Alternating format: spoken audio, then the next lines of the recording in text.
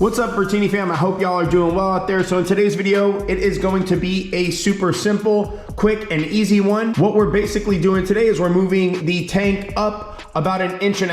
Now, there's two reasons for me doing this. The first reason is that I'm gonna receive, hopefully, less helmet buffeting. From what I've read on the forums and from what I've heard people say, this actually does help with helmet buffeting. Obviously, I'll let you guys know after I do the install. The second reason I'm doing this upgrade is because it's actually gonna provide more cooling to the motor. From what I've seen online and from what people's numbers tell me using their heat guns, all conditions being equal, it actually reduced engine temperatures by at least 15%. So for me, that's a big deal given that I have a big bore kit on this bike. Now, the kit that was sent to me was a kit from DK Custom Products.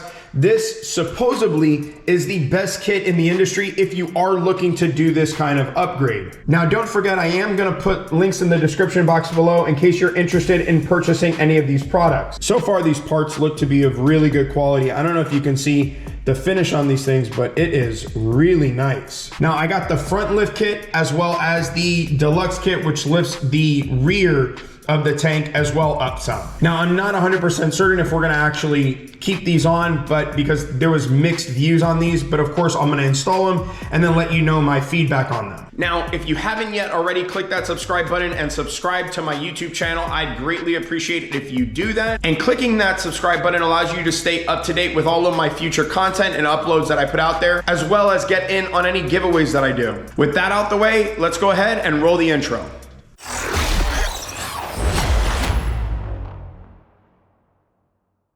Now, this installation really shouldn't even require instructions. It's that simple. You remove these plastic parts, you remove this bolt, you put the new bolt in here and get the tank lifted. One thing I'd recommend, just get a towel and put a towel under the tank. This way it's a little bit easier for you to get to.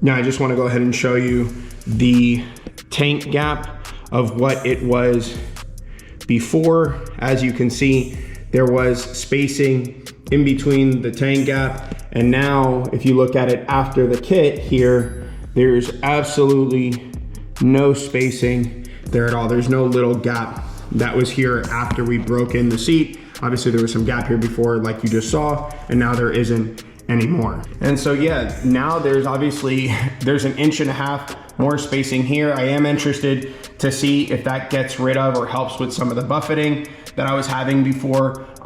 What's pretty cool too, obviously, you know, I know why a lot of people do this mod as well, is to see more of the motor, which you do.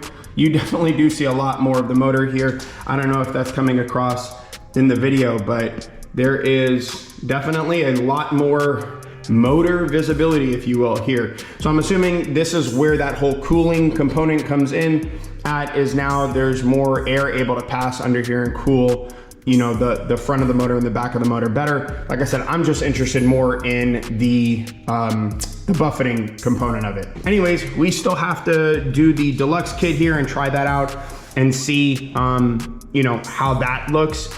I don't know if I'm gonna like it already. I could tell you just because of the fact that I like this spacing and what it looks like right now as is. So I'm not sure if I am gonna end up keeping the Deluxe Kit on, but we'll see. The Deluxe Kit is pretty simple. All you have to do is remove this bolt here and this bolt here and use those spacers, which I'll show you here in a second, but it's pretty simple. Now you're gonna be replacing these two bolts that you pulled out here with these two that are supplied by DK Customs, as well as using these spacers to do the lift and these washers. Okay, now one thing I noticed about the DK Customs washers was that they were way too big for here, so I'm probably gonna run to Ace Hardware and buy some washers, not some hardware. Well, it is hardware, but I'm gonna run there and get some washers just so this actually grabs better. If DK Customs is watching this, I'd highly recommend including some smaller washers that'll fit this area, more so like the washers that are included on the factory screws, or factory bolts, I should say. Anyways, it does lift up the bike, what is that, like a 1/4 of an inch, maybe a little bit more than that, maybe a 1/2 an inch up. I'm gonna go ahead and put on the seat. One thing that I heard was that there were some seat fitment issues with some of these on certain bikes, and so I just wanna make sure that my seat fits properly and that there's no issues with this. Okay, so now for the sake of science, I'm gonna show you what it looks like with both the front lifted and the rear lifted. One thing I do wanna note, so I don't think I'm gonna keep the rear on, and the reason I don't think I'm gonna keep the rear on is because of this. So, I don't know if you can see here, but there is quite a bit of movement in the seat now, like probably about a 1/4 of an inch or more with the seat completely mounted in. It's just like, listen to that. So I don't think I'm gonna leave it. And now there's like a big gap back here. So like a real big noticeable gap. So I think I'm gonna remove these and just leave it at that factory, or not factory I should say, but the incline with just the 1.5 inch fronts in. Okay, so I got the seat back on now and no more gap there. So back to being happy. I wasn't crazy about that Deluxe Kit. Obviously it's up to you, you know, if you wanna do that, you know, I mean, it's still good. It looked cool as you saw, but yeah, I prefer my no gap, no moving seat, like solid. Look at that. Now I move the seat and the whole bike moves. It's in there solid. So that's really nice. Also too, I know some of you guys complain about having that gap up here. Clearly this tank lift kit can solve for that as well. Now, something I do think could be a lot nicer on these kits, and I wish DK Customs actually included these instead, is some of the hardware. So I wish that for some of that hardware, like for instance, the nut that goes on the back of that one bolt on the lift, I wish that it would have been a lock nut.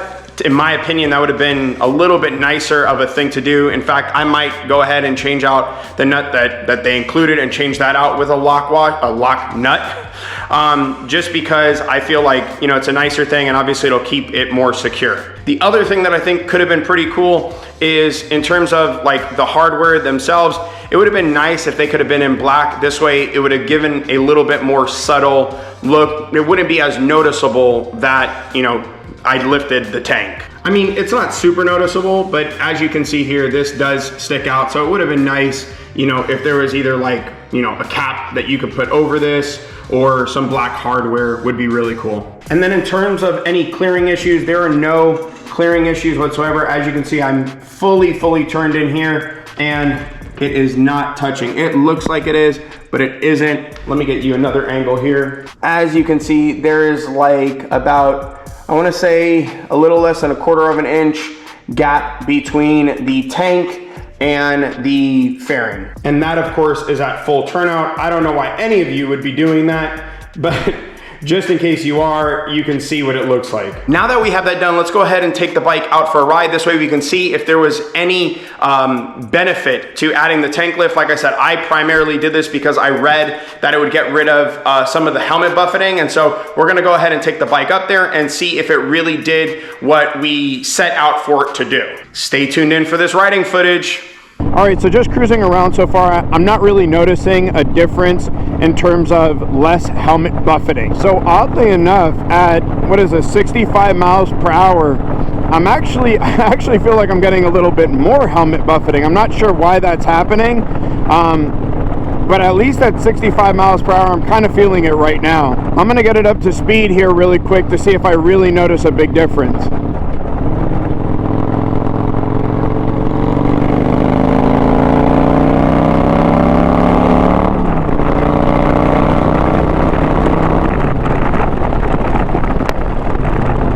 Alright, so we'll take it down from 100 because that was a little too quick. But let me get here at like 75. At 70, 75 miles per hour, I am still getting a bit of helmet buffeting. It oddly feels more than what it usually does, which is so weird. I mean, I'm not a physics major. I don't understand aerodynamics, you know, fully to be able to comment on this, but for some odd reason, I'm still getting helmet buffeting. Maybe, you know, maybe it's the draft that's coming up now because of the way the tank is angled. But with that being said, I'm not sure if I'm going to actually keep this on here, the tank lift kit. Like I said, my main reason for doing this was reducing helmet buffeting as well as keeping the engine cooler. And if it's not going to be doing the helmet buffeting, I don't know if keeping the engine cooler is just the only thing that would keep me to keep this kit on here. Let's go ahead and say what's up to our motorcycle friend.